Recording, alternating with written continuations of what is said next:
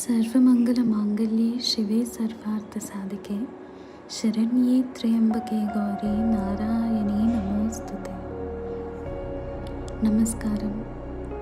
ఒక మహారాజు, వేల సైనికులు, అపార సంపద, ధర్మపాలన చేసే రాజు. ఒక్కసారి శని దృష్టి పడింది. చేతులు నరికారు. రాజ్యం పోయింది. రోడ్డున పడ్డాడు. ఆ రాజు ఎవరు? ఏం చేశాడు? చివరికి ఏం జరిగింది?